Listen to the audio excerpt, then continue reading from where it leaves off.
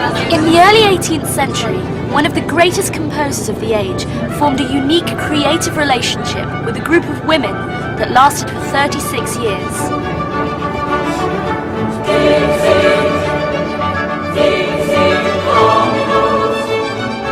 The composer was Father Antonio Vivaldi.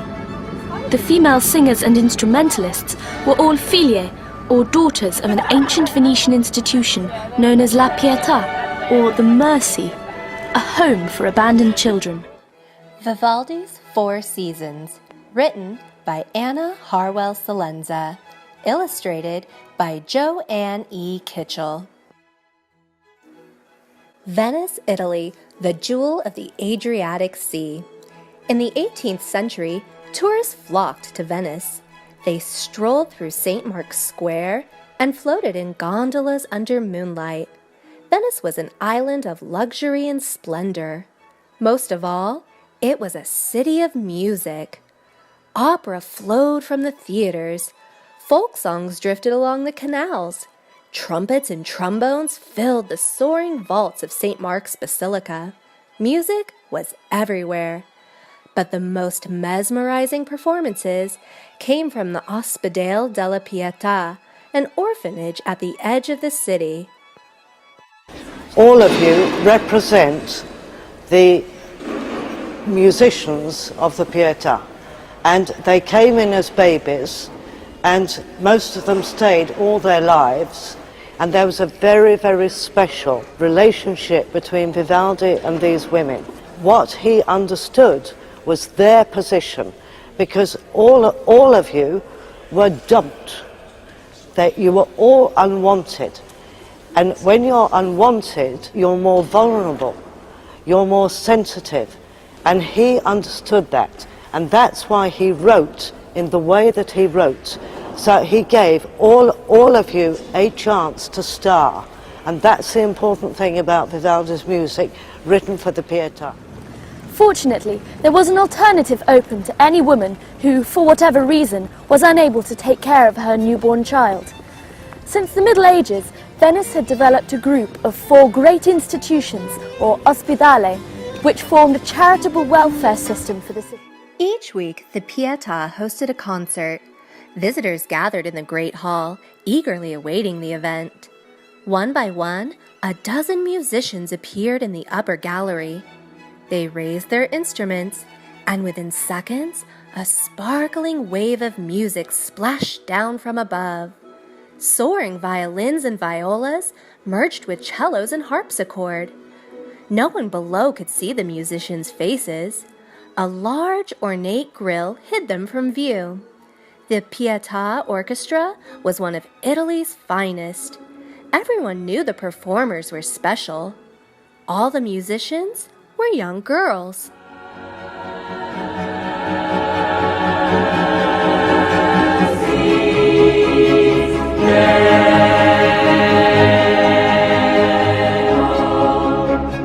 For the congregation listening in the body of the church, there was the added frisson that the women singing in the galleries high above them were hidden from view behind metal grilles. This allowed the audience only an opaque silhouette of the choir producing the heavenly sounds.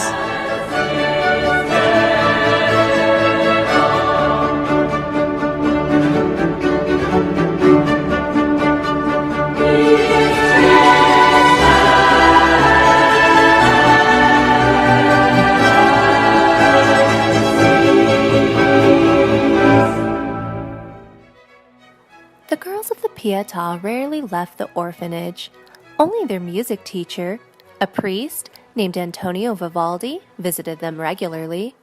"Good morning, my young friends. Are you ready to work?" asked Vivaldi. "Yes, Padre Rossi," the girls responded as they fetched their instruments. They called him Padre Rossi, meaning Father Redhead, because of his red hair.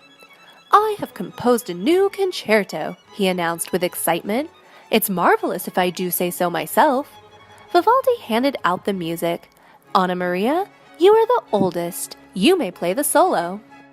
She reached for the music, but Vivaldi pulled it back quickly.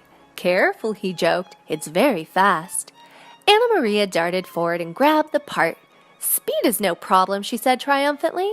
I'll play your concerto, but first you must tell us about your newest opera. The younger girls began to jump and cheer. Opera, opera! Vivaldi laughed as Anna Maria handed him her instrument. Last night's performance was wonderful, he said, pulling the bow across the strings. Stay over there. Okay. You mustn't look. Mickey invited Nadia, the leader of our orchestra, to the Venice Conservatoire to look at an extraordinary collection of manuscripts known as the Anna Maria Notebook. You open it.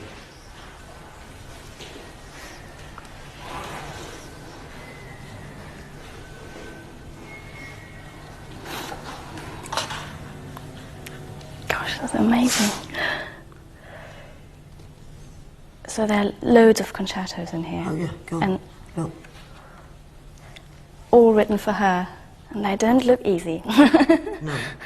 Anna Maria was born in 1696, and when she was 16, Vivaldi bought her a violin. He bought one for her and one for Bernardina at the same time. And he paid 20 ducats for her violin and 12 for Bernardina's. 20 ducats was more than 3 months' pay for him. Yeah. And she was only 16 at the time. And then, you know, she was a megastar. People used to come from far and wide to hear her. But, I mean, Nadia, looking at this, you can tell what sort of player she must have been. Yeah, it's lots of double stops and very virtuoso. What is double stopping? Well, it's basically when you play two notes on two different strings. Oh, I see. Or you play chords or stuff. Like these are like all two voices basically. Oh, I see. And you play it at the same time. But the violin originally was only a melody instrument. Oh, I see. Only the very best. Oh, I see. It was it was very hard. I mean, still it's hard to play, but it's more common now. You can tell from this. That she must have been an amazing player. Yeah. Definitely. Yeah. Well, come on, you'll have to learn these. I'd love to.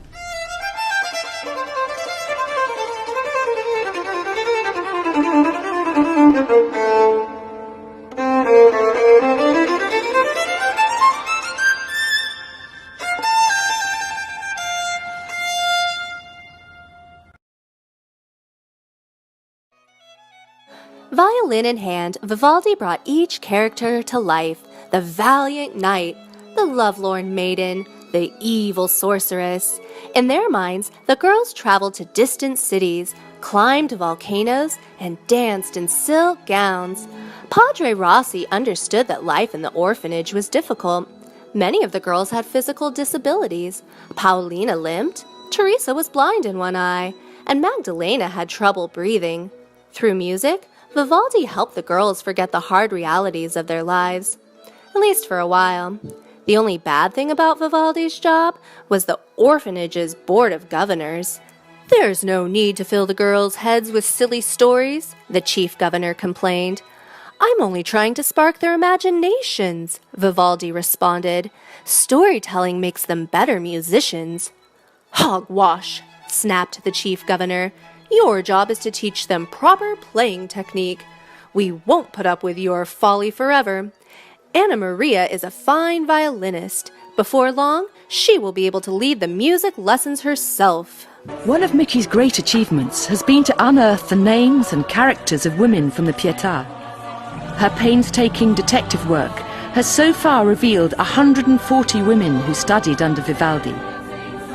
Famous musicians like Anna Maria the violinist, Apollonia the singer, and characters with names like Chiara, Meneghina, Samaritana and Pellegrina. Slowly, she's piecing together tiny details of their lives to give a sense of the personalities for whom Vivaldi composed. The dreaded day came sooner than expected. On a rainy spring morning in 1718, the chief governor made a rare visit to the music room. "The time has come for you to go," he said to Vivaldi. "We're suspending your salary. Anna Maria will lead the music lessons now." Vivaldi's face grew as red as his hair. Paulina and Magdalena started to cry. Anna Maria threw her music on the floor. "Enough!" shouted the governor. "My decision is final." The girls watched in silence as Padre Rossi packed his things and left. By the time the Pietà was established on its present-day site, one of the most important features was the scaffetta. Originally, it was a hole in the wall, and later a revolving door where abandoned babies could be left. The scaffetta's gone, but they've still got the stern plaque threatening damnation and excommunication on anyone who abandons a child, while they still have the means of raising the infant.